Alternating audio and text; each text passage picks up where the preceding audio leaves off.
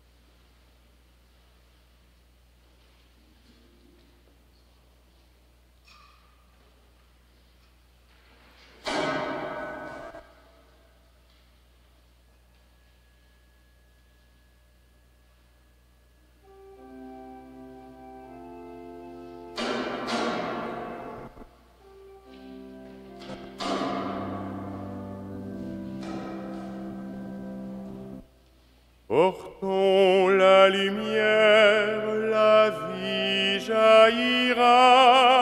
Portons la lumière, l'espérance renaîtra. Ô Seigneur, éclaire notre terre. Tu l'as voulu, foyer de ton amour. Quand la haine empêche la tendresse, fais de nous les témoins de ta lumière. Portons la lumière, la vie jaillira. Portons la lumière, l'espérance renaîtra.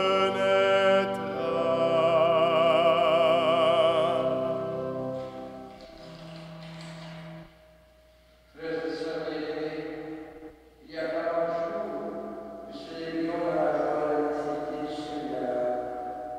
Voici maintenant arrivé le jour où Jésus fut présenté au temple par Marie et Joseph. Il se conformait ainsi à la voix du Seigneur, et en vérité il venait à la rencontre du peuple des croyants.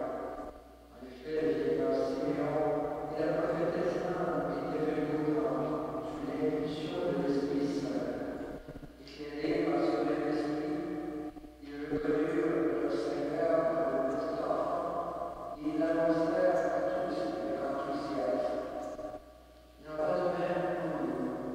Rassemblés par l'Esprit, nous allons nous mettre en marche vers l'autel du Seigneur, à la rencontre du Seigneur. Nous le retrouvons, nous le regrettons à l'attraction du pain et à la venue de sa gloire. Seigneur, Dieu véritable de lumière, source et foyer de la lumière éternelle, fais resplendir au cœur des fidèles la lumière qui jamais ne s'éteint. Dans l'esprit qui porte ses cierges et qui en sont illuminés dans ce temps pour parvenir à la splendeur de ta gloire par Jésus le Christ notre Seigneur. Amen. En retenant le chant contre la lumière avant son règne, dans la paix à la rencontre du Seigneur.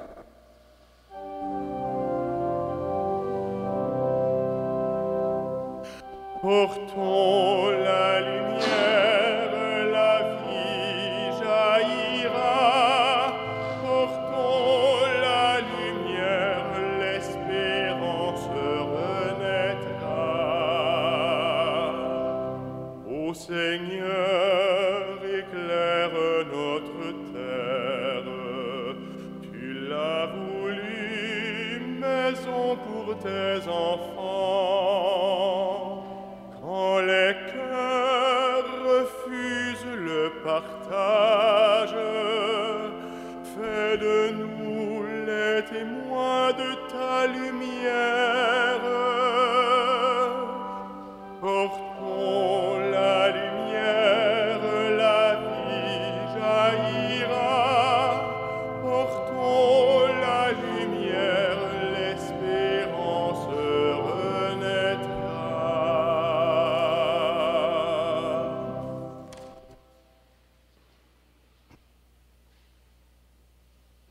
Au nom du Père et du Fils et du Saint-Esprit, que Dieu notre Père qui est lumière, qui guide nos pas, soit toujours avec vous.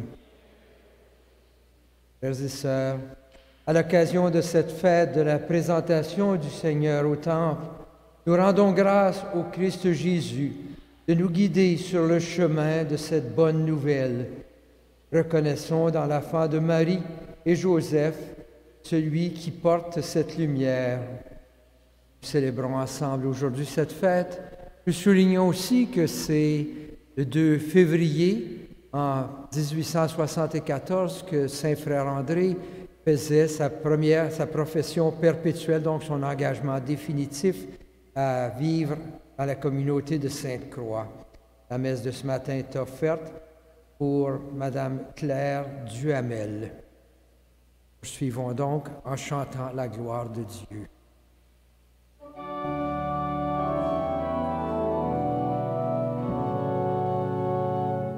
Gloire à Dieu, paix aux hommes, joie du ciel sur la terre. Pour tes merveilles, Seigneur Dieu, mon peuple te rend grâce.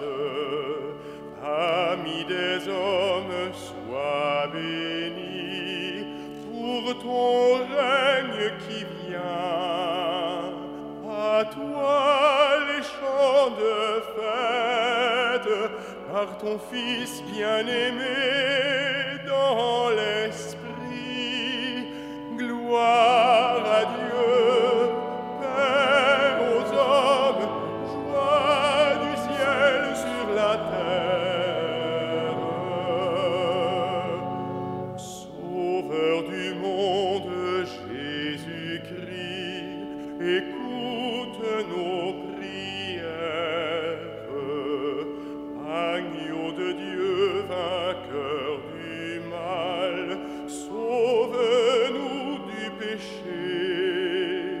Dieu saint, splendeur du Père, Dieu vivant, le Très-Haut, le Seigneur.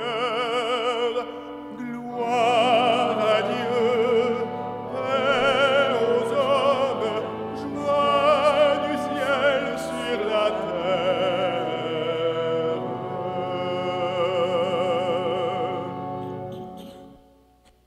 Prions le Seigneur. Dieu éternel et tout-puissant, nous t'adressons cette humble prière, puisque ton Fils unique, ayant revêtu notre chair, fut en ce jour présenté dans le temple, fait que nous puissions aussi, avec une âme purifiée, nous présenter devant toi par Jésus-Christ, ton Fils, notre Seigneur et notre Dieu, qui règne avec toi le Saint-Esprit maintenant et pour les siècles des siècles.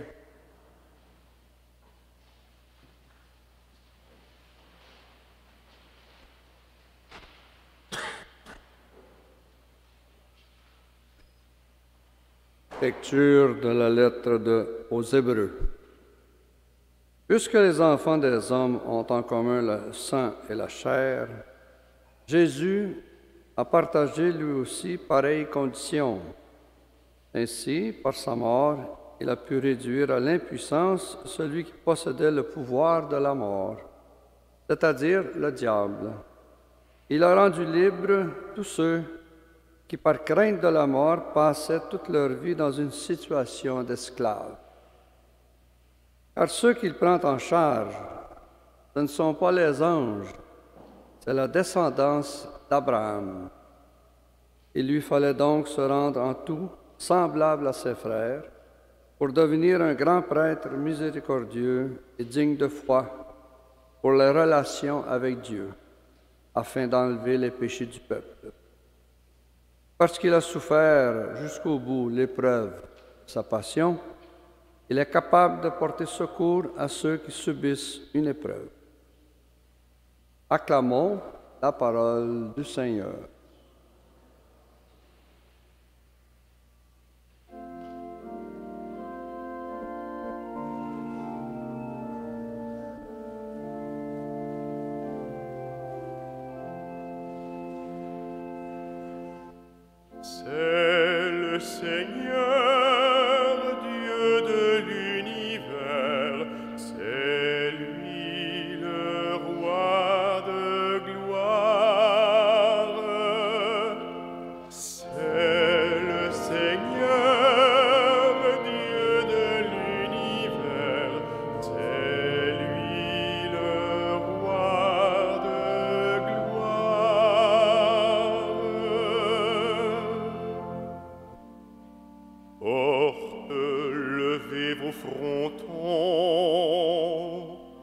Élevez-vous, portes éternelles, qu'il entre le roi de gloire. Qui est ce roi de gloire? C'est le Seigneur, le fort, le vaillant, le Seigneur, le vaillant des combats. Portes, levez vos frontons, levez-les, portes éternelles, qu'il entre le roi de gloire. Qui donc est ce roi de gloire? C'est le Seigneur, Dieu de l'univers. C'est lui le roi de gloire. C'est le Seigneur, Dieu de l'univers. C'est lui le roi de gloire.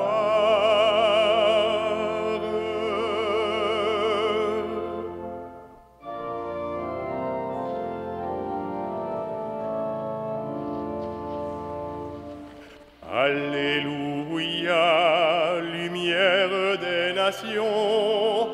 Alléluia, alléluia,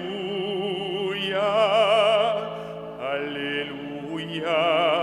Jésus, nous t'acclamons. Alléluia, alléluia.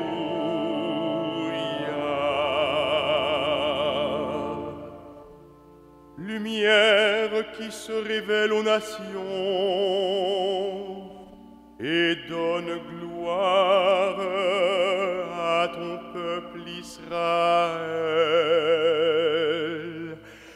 Alléluia, lumière des nations.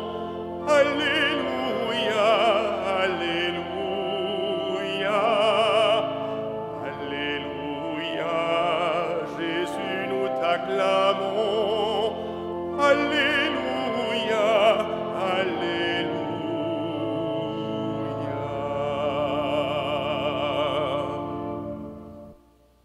Le Seigneur soit avec vous. Évangile de Jésus-Christ selon saint Luc. Quand fut accompli le temps prescrit par la loi de Moïse pour la purification, les parents de Jésus l'amenèrent à Jérusalem pour le présenter au Seigneur, selon ce qui est écrit dans la loi. Tout premier-né de sexe masculin sera consacré au Seigneur. Il venait aussi offrir le sacrifice prescrit par la loi du Seigneur, un couple de tourterelles ou 2 petites colombes. Or, il y avait à Jérusalem un homme appelé Siméon. C'était un homme juste et religieux qui attendait la consolation d'Israël, et l'Esprit Saint était sur lui. Il avait reçu de l'Esprit Saint l'annonce qu'il ne verrait pas la mort avant d'avoir vu le Christ, le Messie du Seigneur. Sous l'action de l'Esprit, Siméon vint au temple. Au moment où les parents présentaient l'enfant Jésus pour se conformer au rite de la loi qui le concernait, Siméon reçut l'enfant dans ses bras. Il bénit Dieu en disant: « Maintenant, ô Maître souverain, tu peux laisser ton serviteur s'en aller en paix selon ta parole. Car mes yeux ont vu le salut que tu préparais à la face des peuples, lumière qui se révèle aux nations et donne gloire à ton peuple Israël. » Acclamons la parole de Dieu. Louange à toi, Seigneur Jésus.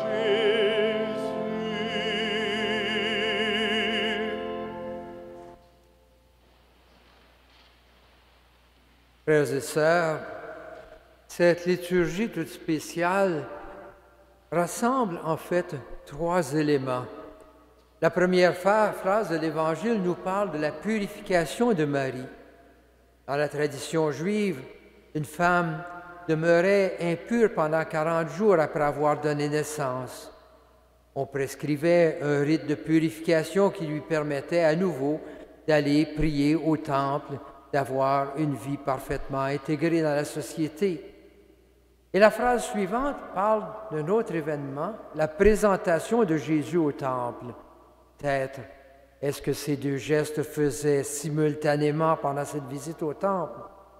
Encore là, il s'agissait de répondre fidèlement aux prescriptions de la loi. S'ajoute une autre dimension qu'on appelait la fête de la chandeleur, fête de la lumière, qui peut être reliée aux dernières paroles de Siméon qui parle de Jésus comme étant la lumière des nations, la lumière qui vient éclairer les nations. Dans l'Évangile de Luc, ce passage constitue en fait la conclusion au texte qui parle de la naissance de Jésus. Immédiatement après cet épisode, il parle maintenant que Jésus retourne en Galilée, qu'il demeure soumis à ses parents. Donc, c'est comme si nous faisions la boucle sur ce grand événement de la naissance de Jésus qui se complète 40 jours après la naissance. Nous pouvons certainement regarder cet événement dans le cadre de cette révélation de Dieu manifestée par la naissance de Jésus. Luc, en fait, insiste pour montrer que Marie et Joseph amènent Jésus au temple dans cette fidélité complète à la loi. Si nous lisons le texte entier 4 fois dans ce court texte, Luc répète que tout se faisait en conformité avec la loi de Moïse. Donc Jésus qui entre dans une tradition religieuse, qui accepte cette tradition. La vie de Jésus se situe dans ce contexte religieux. Il entre dans un monde comme un juif fidèle à la loi. Il est cependant intéressant de noter que dans ce texte, les prêtres et les chefs du temple n'apparaissent pas. Ce sont plutôt Siméon et la prophétesse Anne un peu plus tard, 2 personnes âgées, 2 personnes qui ont vécu leur vie dans la fidélité exemplaire à la tradition. Ce sont eux qui deviennent, pour ainsi dire, les interprètes de cet événement. Ce sont eux qui donnent tout le sens de l'événement. Siméon est présenté comme un sage, Anne comme une prophétesse, comme pour indiquer que c'est la sagesse du peuple et la voix prophétique qui ont saisi l'importance de ce moment. Ces 2 personnes, on nous dit, attendaient la délivrance de Jérusalem, fidèles à attendre que la promesse de Dieu se réalise. Ils attendaient cette réalisation, ce que Dieu avait promis à son peuple par les prophètes. Pourtant, la scène qu'ils observent n'a rien d'extraordinaire. Sûrement, ces gens qui étaient souvent en temple voyaient constamment des couples qui venaient présenter leur enfant au temple. Mais nous dit Luc, l'Esprit Saint était sur Siméon. Et c'est cet esprit qui révèle qu'il y a là plus qu'un couple ordinaire. C'est la révélation de Dieu qui se fait à cet homme. Ce moment est donc présenté comme un point tournant dans la longue histoire où Dieu se révèle pleinement comme la réalisation du salut de Dieu. Le vieillard peut mourir. Son temps est accompli. Un temps nouveau vient de naître. Et c'est ce que le texte veut dire clairement. Un temps nouveau vient de naître avec celui qui vient pour être la lumière du monde. Frères et sœurs, ce texte nous invite, nous aussi, à accueillir dans la foi le message de Dieu qui vient parmi nous. Dieu vient dans notre monde et nous invite à reconnaître sa présence comme Siméon, poussé par l'Esprit, a su reconnaître. Il est là, au cœur de nos vies, et l'Esprit de Dieu nous guide, comme il a guidé Siméon, pour que nous sachions le reconnaître et rendre sa lumière présente dans notre monde. Le geste que nous avons posé au début de cette célébration nous rappelle, comme nous sommes tous appelés à rendre présent à notre monde cette lumière de Dieu, en portant cette lumière de Dieu qui s'est révélée en Jésus.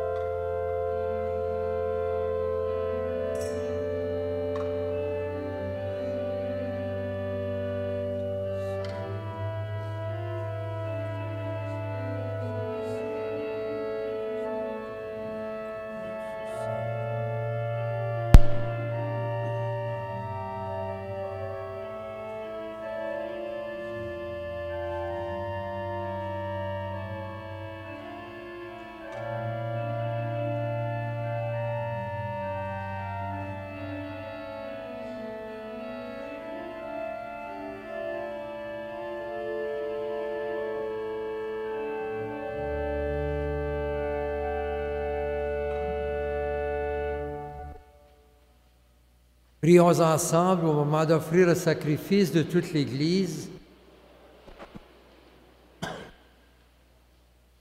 Écoute cette prière, Seigneur, et pour que soit digne de toi l'offrande placée sous tes regards, accorde-nous le soutien de ton amour par Jésus le Christ, notre Seigneur. Le Seigneur soit avec vous. Élevons notre cœur. Rendons grâce au Seigneur notre Dieu. Vraiment, il est juste et bon de te rendre gloire, de t'offrir notre action de grâce, toujours et en tout lieu. À toi, Père très saint, Dieu éternel et tout-puissant.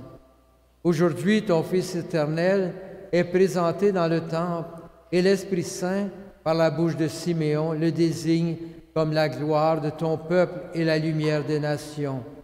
Joyeux nous aussi d'aller à la rencontre du Seigneur, nous te chantons avec les anges et les saints, et déjà nous proclamons.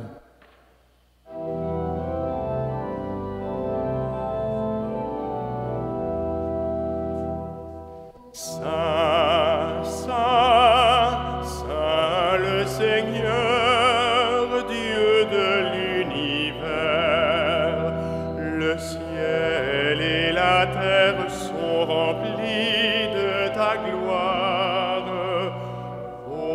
Hosanna au plus haut des cieux. Béni soit celui qui vient au nom du Seigneur. Hosanna au plus haut des cieux.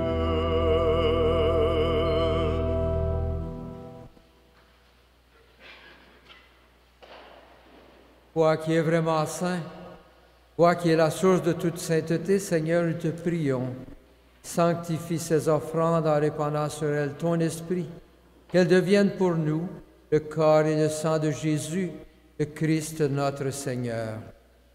Au moment d'être livré, et d'entrer librement dans sa passion, il prit le pain, il rendit grâce et le donna à ses disciples en disant, « Prenez et mangez-en tous, ceci est mon corps livré pour vous. »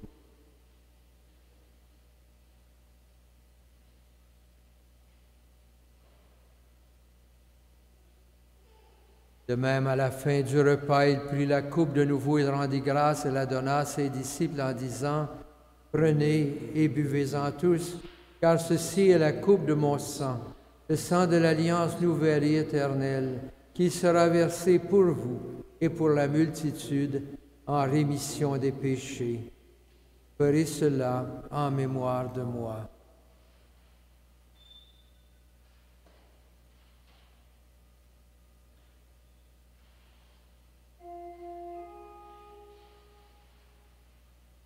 Il est grand le mystère de la foi. Nous proclamons ta mort, Seigneur Jésus. Nous célébrons ta résurrection. Nous attendons ta venue dans la gloire.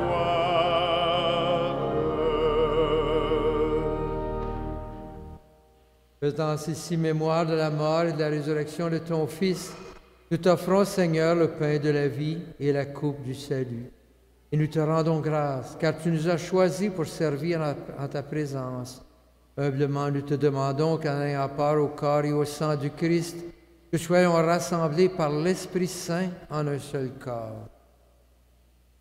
Souviens-toi, Seigneur, de ton Église, répandue à travers le monde.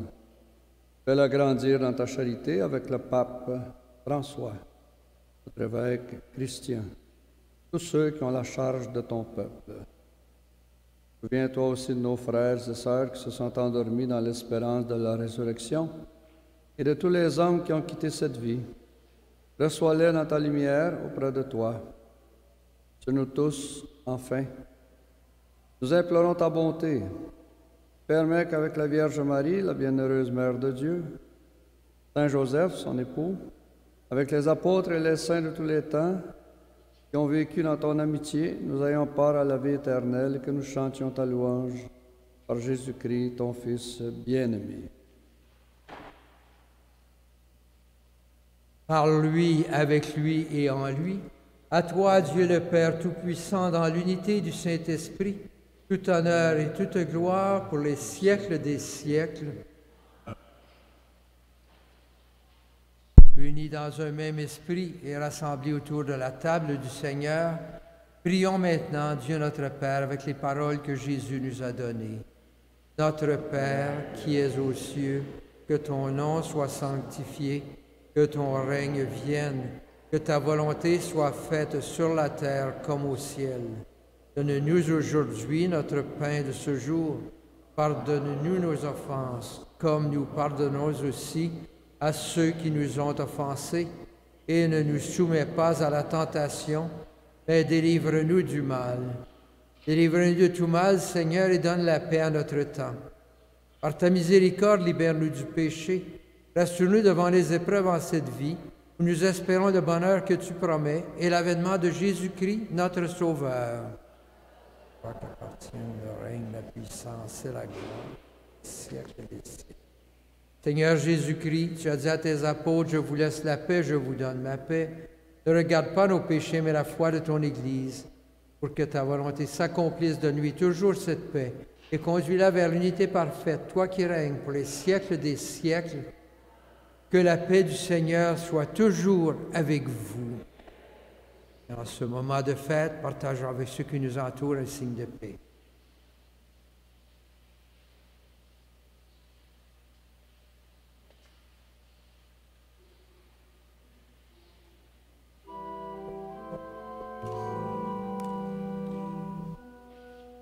Agneau de Dieu qui enlève le péché du monde, prends pitié de nous. Agneau de Dieu qui enlève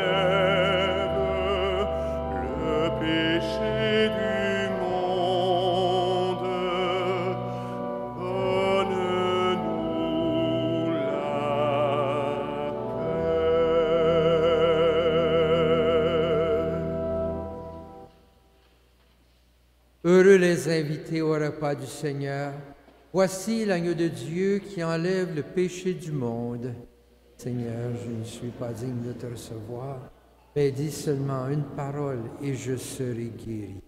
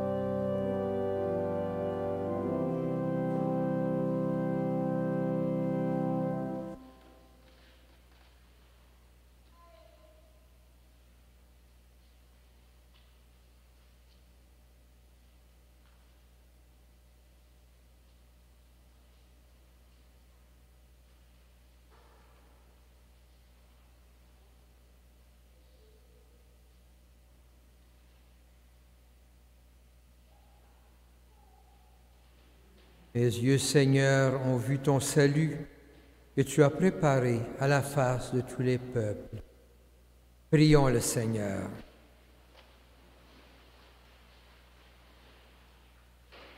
Par cette communion, Seigneur, prolonge en nous l'œuvre de ta grâce. Toi qui as répondu à l'espérance de Siméon, tu n'as pas voulu qu'il meure avant d'avoir accueilli le Messie. Puissions-nous aussi obtenir la vie éternelle en allant à la rencontre du Christ, lui qui règne avec toi pour les siècles des siècles.